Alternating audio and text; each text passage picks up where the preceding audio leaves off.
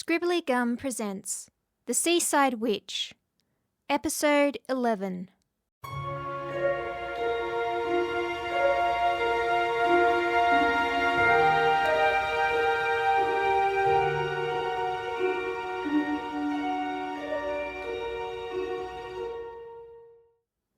Dad woke me early the next morning with a soft knock on my bedroom door, his scuffed overnight bag in his hand. I had thought we might have breakfast together, or at least a cup of tea. I'd hoped that maybe he'd open up about what was bothering him. But as I looked at him with bleary eyes, I realised the most I could do was walk him out to his ute. He urged me to stay in bed, and I was almost tempted. But then I remembered I'd asked Selma if she knew where the sheep's tonic was. Hopefully she'd managed to locate it somewhere in the shop. I'd put proper pyjamas on last night, because Dad was staying, so instead of my floral nightgown, I just pulled a hoodie over my head to stave off the chilly fingers of dawn. I followed Dad down the stairs, and there on the counter was a large plastic bag filled with herbs. Valerie's tilted script labelled it sheep tonic, so it must have been the right stuff. I silently thanked Selma. The door jingled as Dad pulled it open, and I held in a sigh as I followed him out onto the pavement, where his battered old ute stood. He hugged me to him fiercely as he left, and muttered, "Be well, daughter." "Bye, Dad." I watched him turn the ute and rumble off down the street into the golden rays of the sun. I hadn't been up this early in a long time. It was beautiful and peaceful. Perhaps I'd make a cup of tea and sit out on the balcony to watch the sunrise, I thought. I was about to go back inside when I felt a prickle on the back of my neck. Thinking that perhaps Dad had forgotten something, I looked back down the street. But it was deserted. I turned back to the store expecting to see Penelope or Selma looking at me. But they were nowhere to be seen. I turned towards the ocean and started. It was a man. He wore a baseball cap over his cropped hair. There was something in his stance that made every nerve in my body scream, "Run!" My eyes found his and I tried to jump. But like that day in the grocery store, my muscles wouldn't move. I was frozen as he took a step towards me. Then another, stalking me, he a tiger and I a helpless baby antelope. I noticed that the morning chorus of the birds had fallen silent as he prowled closer still. I couldn't even move my eyes. They were glued to his. Eyes like a husky's, pale blue with just a tinge of pink around the whites. His teeth were pointed too. I wanted to curl my hands into fists and fight. But the damn things wouldn't move. The only thing moving was him. I tried to speak, tell him to stop, but my tongue was leaden in my mouth. My eyes stung from needing to blink. I could hear my heart hammering in my chest. I silently screamed for Penelope with every inch of my being. Then Matty burst around the corner, panting heavily. His face was red, sweat was streaming down his brow. The man's head whipped around and I could move again. I dashed into the store and closed the door. Penelope was streaking down the stairs, a panicked look on her whiskered face. I'd never seen her move so fast. She leapt into my arms and snuggled into the curve of my neck, surprising us both. Selma whipped down an aisle, her ancient blue magic glowing and crackling, and screeched to a halt in front of me. In seconds, her magic was pouring out of her, surrounding all three of us. A shield. A wall between whatever that man was and me. Selma's magic thrummed angrily, making the hairs on my arms stand on end. I put out a hand and gently touched the gnarled handle of the broomstick as I held Penelope close. "Thank you," I whispered. The words sounded loud and I realised my tongue was unstuck and I could speak again. We stayed like that for a long time. until Penelope started squirming and eventually jumped back to the ground. She proceeded to wash her 2 front paws with an excessive degree of care and attention, as if it was the most important task in the entire world. I was still clutching Selma, and she gently moved away as well, almost as if they were both just so slightly embarrassed at the public display of worry. The public being me, of course. I almost rolled my eyes, but then the picture of Penelope dashing straight down the stairs and into danger flickered in my mind. I had no idea what she would have done, or what she could have done, but I knew she would have done anything in her power to keep me safe, even if that man had turned her into mincemeat, only because Valerie pays me. I looked over at Penelope, who was staring me down, and felt an overwhelming love for her little spiky soul. "Oh, I haven't won you over with my endless moping and late breakfasts and dinners. And Valerie pays you? So you have a bank account, do you?" Penelope flicked her velvet tail in irritation. "Valerie buys me Kitty Royale, of course. The human before Valerie only got me the bottom shelf stuff. Valerie gets me Kitty Royale always, even when it's full price." That didn't surprise me, although, knowing my great-aunt Valerie, I'd bet the change in my wallet that she bought an industrial quantity of the cat food when it did go on sale. So, Selma was here for duty's sake, and Penelope was in it for the cat food. And I suppose I was here for the modest wage, free accommodation, and complete lack of any other options. Now that I was back in the shop and presumably safe, I started to feel angry. How dare that man pin me to the pavement like that? What right had he to scare me in my own town? There was no way Great Aunt Valerie would stand for it, and there was no way I would either. Then I remembered Matty, bursting round the corner. He must have barreled right into the man.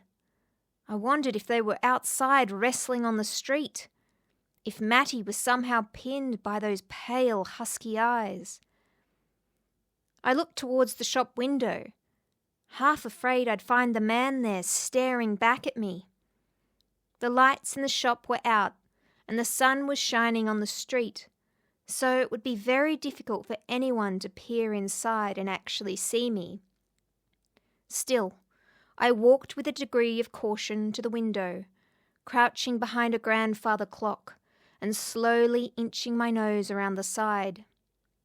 The street in front of the store was empty. The street to the left of the store was also empty. Finally, I turned to the right.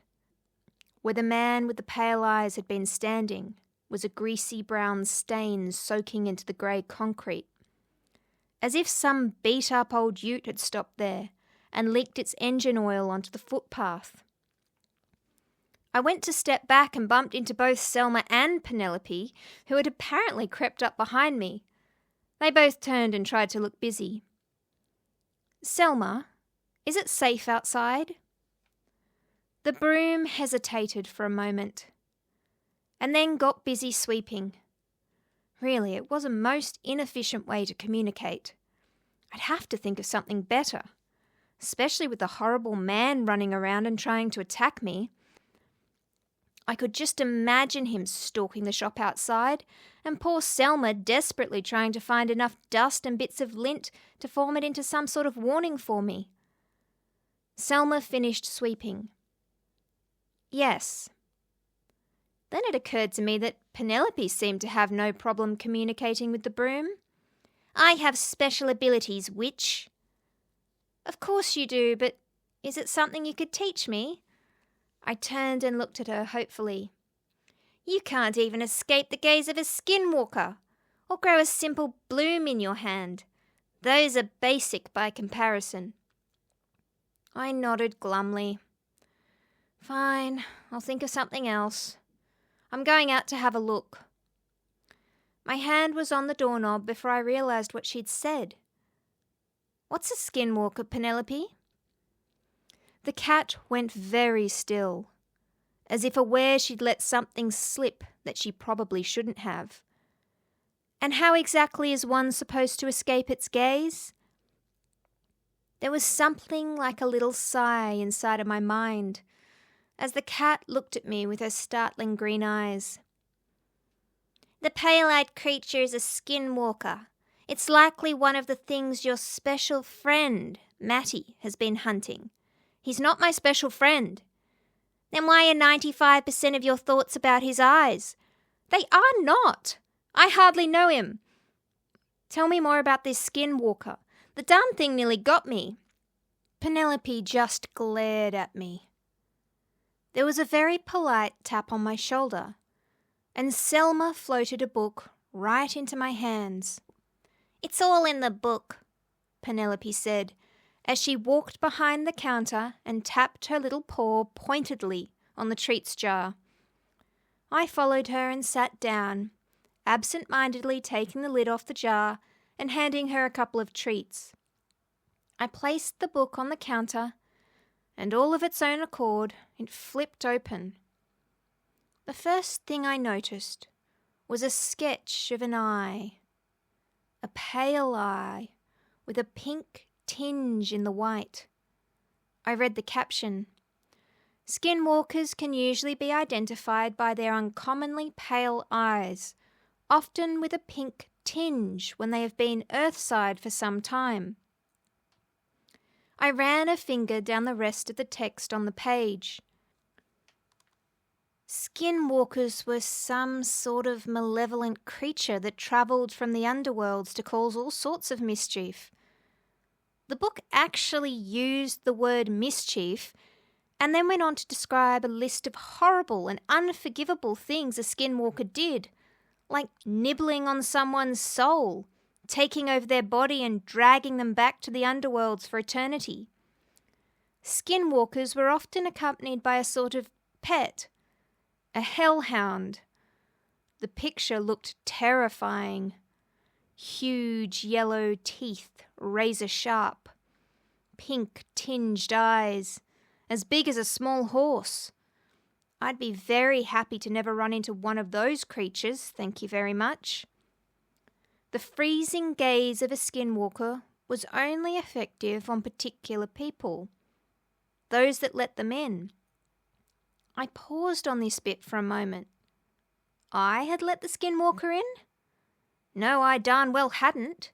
I'd just been minding my own business and he had taken a liberty and frozen me. There had been no permission.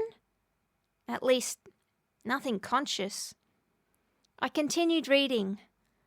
Once a skinwalker had identified a likely victim, it stalked them until it found an opportunity to get them alone. And that was when the underworld kidnapping and soul nibbling occurred.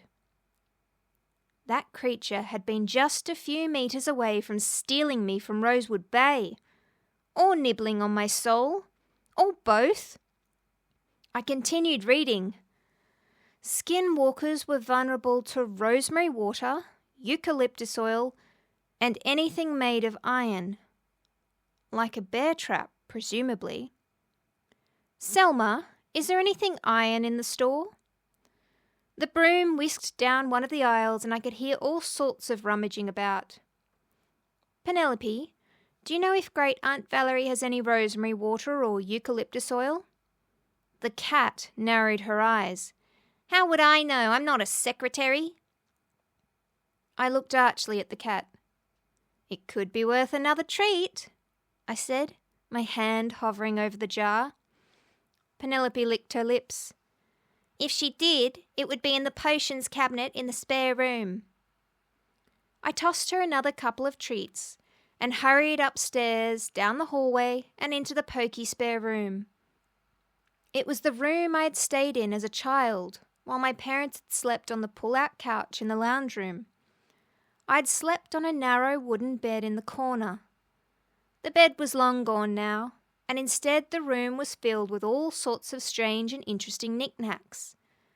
Looking around, I spotted hat boxes and embroidery thread, silk scarves and statuettes of little china ducks. I would have loved to have had more time, but with skinwalkers skulking on the street corners of Rosewood Bay, there was no time. I'd have to come back later and have a rummage around. There was a small path leading through all of the teetering treasures right to a large rosewood cupboard with beautifully carved doors and expertly crafted metal handles. I took a deep breath and tugged the doors open. Inside were bottles, carafes, and cork-stoppered vials of every shape, colour and size. Hundreds and hundreds of them. Happily, Great-Aunt Valerie's cursive script adorned the shelves and most of the bottles. The lower shelves had huge bottles with labels like castor oil, rubbing alcohol, distilled water. The middle shelves were slightly smaller, and so were the bottles. I scanned them, but none of them seemed like they would be helpful. The last shelf had hundreds of tiny bottles, and I picked one up. Bergamot essential oil. I took the cap off and inhaled deeply, sighing with pleasure as the fragrant aroma filled my lungs. I popped that one in my pocket for later and kept looking. Orange oil, tea tree oil, frankincense oil. Bottle after bottle after bottle passed through my fingers until finally I found it. A large half-full bottle of cold-pressed, 100% pure eucalyptus oil. I looked for a while longer, but I couldn't see anything labelled rosemary water. I'd just about given up when I remembered something Annabelle had said that day she had dropped Penelope off. Great-Aunt Valerie had a herb garden, which I had failed to water since arriving. Armed with the eucalyptus oil, I dashed down the back staircase and into the small paved backyard. The rosemary plant wasn't so much a bush as a small tree. It was huge and in full bloom and didn't seem to have suffered at all from my wholesale neglect. The parsley was looking a little sad though, so I made a mental note to come back and water it all in the evening, once I'd dealt with the creature that seemed determined to nibble on my soul. I hurried back inside to see what iron objects Selma might have gathered from the vast and varied contents of the shop. With one hand carrying the rosemary and the other hand clutching the bottle of eucalyptus oil, I gave the door a shove with my bottom, but didn't stay to hear it click shut. Back in the store, Selma had gathered an array of items. There was a great deal of heavy, clunky-looking jewellery that looked just as likely to give me tetanus as to scare away some hungry skinwalker. I popped a couple of bangles on each wrist and attached a horrendous-looking cross on a chain that could have been used to anchor a boat around my neck. I shoved a couple of cruelly long nails in each pocket and attached a rusted dagger and its holster around my waist. All perfectly worthy weapons, but absolutely no good if I couldn't move a muscle in order to get to them. Maybe the eucalyptus oil or rosemary water would help, but it wasn't certain enough to risk.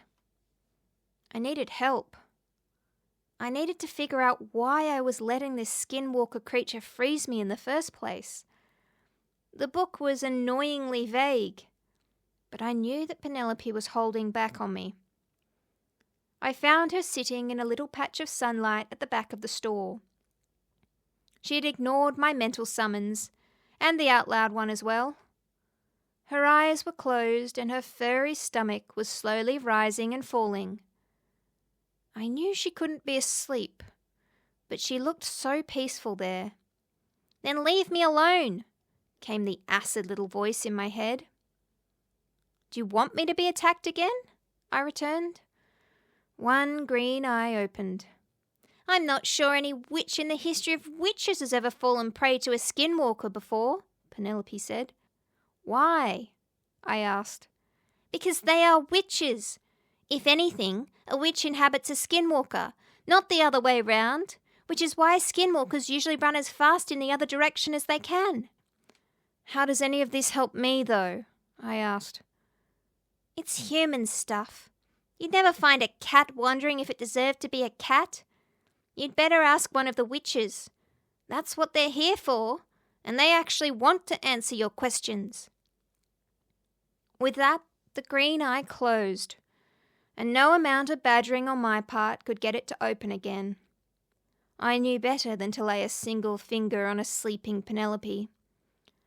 So I went back upstairs thoughtfully, looking for my phone. I almost called Annabelle, but stopped when I thought about the logistics of holding a meeting. I needed tea, milk, and an industrial quantity of please help me goodies to get myself back in the coven's good graces, especially after I'd dismissed them so quickly last time they'd gathered here. Great Aunt Valerie's larder was well stocked with all the dry ingredients any amateur baker could possibly desire. The issue was the wet ones. I went to see what I had in the fridge. It was bursting at the seams with vegetables, cheese, eggs, butter, and milk. Somehow, between dinner last night and waking me this morning, Dad had squeezed in a grocery shop. I couldn't stop the smile from spreading across my face. He'd even bought me some medjool dates, my favourite. He didn't say much with words, my dad, but he did find ways to tell me that he cared. With a fresh flush of energy, I put on Great Aunt Valerie's embroidered apron and reached up to grab a well-thumbed cookbook from the shelf. Before I invited anyone into my home, I had to get baking. For now, the skinwalker could wait.